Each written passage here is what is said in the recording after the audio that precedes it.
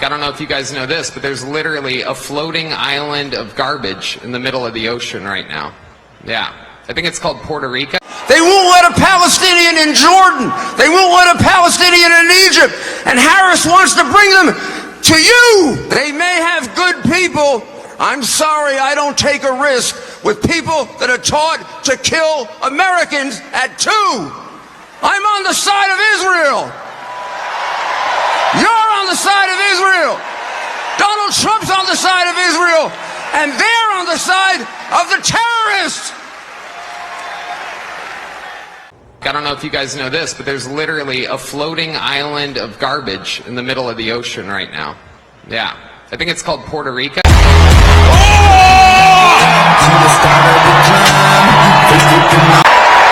We're going to get the government off your back and out of your pocketbook. I don't know if you guys know this, but there's literally a floating island of garbage in the middle of the ocean right now. Yeah, I think it's called Puerto Rico. Kamala Harris, she got 85 million votes because she's just so impressive. As the first Samoan, Malaysian, low IQ, former California prosecutor ever to be elected president, it was just a groundswell of popular support. And anyone who thinks otherwise is just a freak or a criminal. At this stage of the game, after 9 years of listening to their lies and finding every single one of them totally false, no, it's not safe and effective, and no, she's not impressive. I don't know if you guys know this, but there's literally a floating island of garbage in the middle of the ocean right now. Yeah, I think it's called Puerto Rico. Hola a todos. Bienvenidos de nuevo a La Verdad detrás de los titulares. Conversación en podcast, análisis y enfoque crítico de los hechos más impactantes de la actualidad para extramundo.com.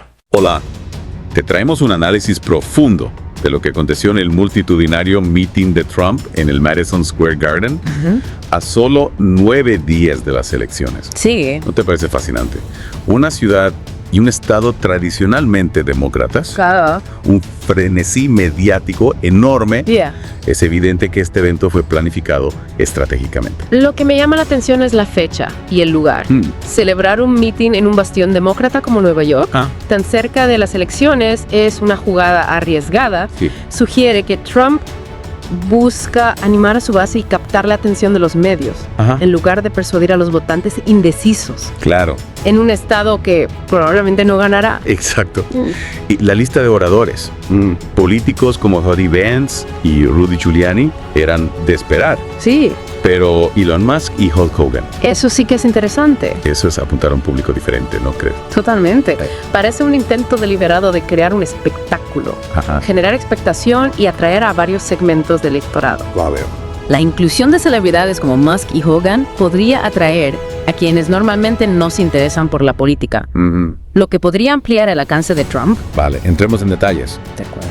Una cosa que realmente explotó en los medios fue la actuación del comediante Tony Hinchcliffe. O sea, sus chistes sobre latinos, puertorriqueños y afroamericanos Sí. fueron incendiarios, por decirlo menos. Su chiste sobre Puerto Rico como una isla flotante de basura fue particularmente polémico. Sí. Provocó una reacción inmediata de los demócratas, algunos republicanos y figuras influyentes de Puerto Rico.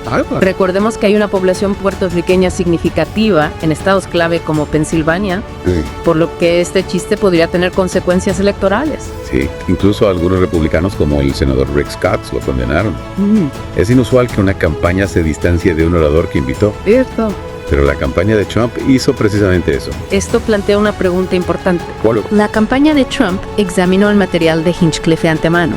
Y si es así, ¿por qué permitieron un chiste tan potencialmente dañino? Buena pregunta.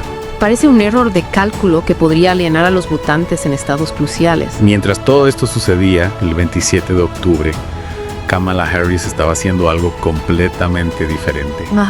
Visitando un restaurante puertorriqueño en Filadelfia y prometiendo apoyo a la isla. Hablando de un contraste en los mensajes. El momento de la visita a Harris es increíblemente estratégico y permite contrastar directamente la retórica de Trump y presentarse como una candidata que valora y respeta a la comunidad puertorriqueña. De acuerdo, Hinchcliffe no fue el único con comentarios cuestionables. No. Otros oradores en mitin como Grant Cardone y David Rem También se dedicaron a ataques personales y retórica ofensiva, especialmente dirigidos a Kamala Harris. Cardone llamó a Harris una falsa con proxenetas. Increíble. Y Rem llegó a referirse a ella como el diablo y el anticristo. Vaya. Este tipo de lenguaje es deshumanizante e incendiario y contribuye a la mentalidad de nosotros contra ellos, que a menudo caracteriza a los mítines de Trump. Y no fue solo el lenguaje. No. Hubo un tema claro que recorrió todo el meeting, ¿verdad? Absolutamente. El discurso de Trump y muchos de los oradores que le precedieron se centraron en la inmigración, los ataques a Harris y esta idea del enemigo interno para describir a los oponentes políticos. Ya ve. Esta retórica está diseñada para despertar el miedo y el resentimiento y se aprovecha de las divisiones existentes en la sociedad. Aquí es donde se pone realmente interesante. Sí. En su discurso, Trump propuso una nueva política, un crédito fiscal para los cuidadores familiares. Interesante. Esta propuesta política es fascinante porque parece dirigida a un grupo demográfico específico. ¿A quién? Las familias trabajadoras, a menudo mujeres que hacen malabarismos con las responsabilidades de cuidado de los niños y los padres ancianos. Es un tema que resuena en muchos votantes, especialmente en las mujeres que a menudo soportan la mayor parte de estas cargas de cuidado. Es curioso que Trump eligiera presentar esta política en un meeting en la ciudad de Nueva York, un lugar que no es precisamente conocido por su adhesión a los valores conservadores. Ahí está la genialidad al anunciar esta política en un bastión demócrata. Trump está señalando que su mensaje trasciende las fronteras partidistas. Ya veo. Intenta atraer a las familias trabajadoras de todo el espectro político, presentándose como un defensor de sus necesidades. Es una forma inteligente de ampliar su atractivo en los últimos días de la campaña. Sin duda. Y obliga a Harris a responder lo que podría desviar la conversación de los temas en los que se siente más cómoda. Exacto. Pone a Harris en la posición de tener que defender su enfoque. Claro. Y explicar por qué la atención domiciliaria financiada por el gobierno es una mejor solución que las desgravaciones fiscales para los cuidadores. Será interesante ver cómo afronta este reto. Y hablando de temas en los que Trump se siente cómodo, volvamos al mitin, no podemos obviar el peso que le dio al tema de la inmigración. Claro. De hecho, gran parte de su discurso estuvo dedicado a atacar a Kamala Harris por sus políticas en este ámbito, culpándola de la inflación y afirmando que le ha costado a las familias estadounidenses miles de dólares. ¿Qué hay de cierto en esto? Bueno, se centró especialmente en su voto sobre la ley del Plan de Rescate Americano de 2021, un proyecto de ley de ayuda para la pandemia. Sí. Si bien los economistas reconocen que el proyecto de ley probablemente contribuyó a la inflación, fue solo un factor entre muchos como las interrupciones de la cadena de suministro ¿Ya veo? y la guerra en Ucrania. Entonces, ¿es engañoso culpar de la inflación únicamente a Harris? Totalmente, la inflación es un tema complejo con múltiples factores que contribuyen y es demasiado simplista atribuirlo a un solo voto de un político. Pero eso no impidió que Trump repitiera la afirmación de que Harris le costó a la familia estadounidense promedio más de $30,000 en los últimos 3 años. ¿De dónde sacó ese número? Esa cifra se basa en estimaciones de cuánto más han gastado los hogares en bienes y servicios desde que Biden asumió el cargo debido a la inflación. Sin embargo, no tiene en cuenta las ganancias salariales que han compensado algunos de sus mayores costos. Es decir, que es una estadística engañosa porque solo cuenta una parte de la historia. Exactamente, ignora el hecho de que muchos estadounidenses han visto aumentar sus salarios. Claro. Lo que mitiga el impacto de la inflación es un uso selectivo de los datos para apoyar una narrativa específica. Parece que gran parte de lo que estamos escuchando de Trump en este mitin se trata de pintar un panorama negativo de la situación actual, culpar a sus oponentes y prometer arreglarlo todo si es elegido. Ese es un elemento clave de la estrategia de campaña de Trump. Presentarse como el líder fuerte que puede restaurar el orden y la prosperidad en tiempos de crisis. Es un mensaje que resuena entre los votantes que se sienten ansiosos o insatisfechos con el status quo. También aprovechó la oportunidad para reiterar su afirmación de que Harris apoya la abolición del ICE, algo que ella ha negado. Y la acusó de querer confiscar armas y prohibir la posesión de pistolas. ¿Son ciertas esas afirmaciones? Esas afirmaciones son distorsiones de declaraciones y posiciones pasadas de Harris. Ella ha aclarado que no apoya la abolición del ICE, pero cree que sus funciones deben ser reexaminadas. Ya veo. En cuanto a las armas, anteriormente apoyó un programa de recompra obligatoria de armas de asalto. Sí. Pero desde entonces ha cambiado su postura, centrándose ahora en prohibir las armas de asalto, pero no en exigir su venta al gobierno. Así que una vez más, Vemos a Trump tomando fragmentos de información fuera de contexto Cierto. y usándolos para pintar una imagen distorsionada de su oponente. Es una táctica que ha utilizado a lo largo de su carrera política. ¿Cuál? Crear una caricatura de sus oponentes que se ajuste a la narrativa de su campaña. Es una forma de apelar a las emociones en lugar de participar en un debate sustantivo. ¿Sabes? Es interesante que, aunque este meeting se llevó a cabo en la ciudad de Nueva York, Trump realmente no habló mucho de temas locales.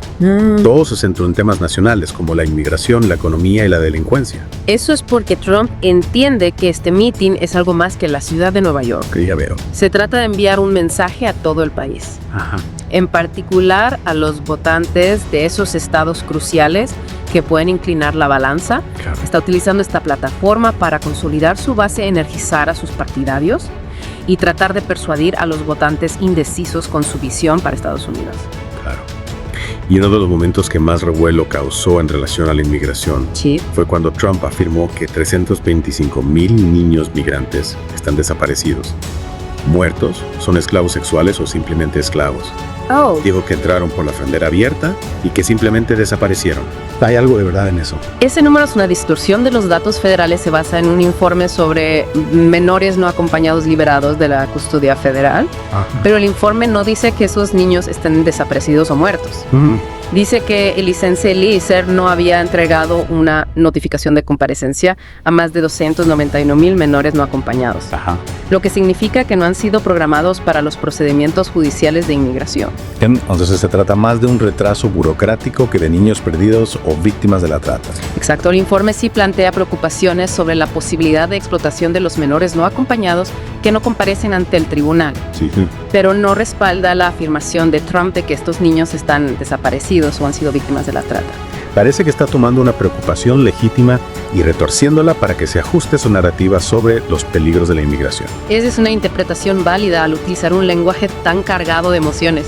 Y distorsionar los hechos, Trump es capaz de crear una sensación de miedo y urgencia en torno a la inmigración, que alimenta su mensaje general de campaña. Y hablando de crear miedo y urgencia, ¿recuerdas cuando Trump mencionó que planea invocar la ley de enemigos extranjeros de 1798 si es elegido? Sí. Eso sí que fue un bombazo. Sí, la ley de enemigos extranjeros es una ley muy antigua que permite al presidente deportar a los no ciudadanos de países en guerra con Estados Unidos. Se ha utilizado muy pocas veces a lo largo de la historia y los expertos legales han cuestionado si Trump tiene siquiera la autoridad para invocarla de esta manera. Ciertamente parece una medida controvertida, especialmente dado el clima político actual. Es probable que se enfrente a impugnaciones legales si se implementa, pero más allá de las implicaciones legales. Es un gesto simbólico que subraya la postura de línea dura de Trump sobre la inmigración y su disposición a utilizar el poder ejecutivo para lograr sus objetivos. Sin duda una jugada arriesgada que podría tener repercusiones importantes, pero dejando a un lado la inmigración por un momento. De acuerdo. Hay otro tema crucial que debemos abordar: el crédito fiscal para cuidadores familiares que Trump propuso. ¿Qué nos puedes decir sobre esa propuesta? Es una propuesta interesante que sin duda merece un análisis más profundo. Exacto, profundicemos en ella y veamos qué nos revela sobre la estrategia de Trump en estos últimos días de la campaña. Retomando el tema del crédito fiscal para cuidadores familiares, ¿qué te parece esta propuesta? ¿Crees que es una estrategia para ganar votos? Sin duda es una jugada inteligente, se dirige a un grupo demográfico específico. Las familias trabajadoras, muchas de las cuales luchan por equilibrar las responsabilidades de cuidado de los niños y los padres ancianos. Es un problema que resuena en muchos votantes, especialmente en las mujeres que a menudo soportan la mayor parte de estas cargas. Y es un contraste directo con el plan de Harris, que se centra en la atención domiciliaria financiada por el gobierno federal. Entonces no se trata solo de política, sino de presentar dos visiones muy diferentes del papel del gobierno. Exactamente, la propuesta de Trump enfatiza la responsabilidad individual y la desgravación fiscal, lo que se alinea con los valores conservadores tradicionales. El plan de Harris, por otro lado, exige un papel más activo del gobierno en la provisión de apoyo social.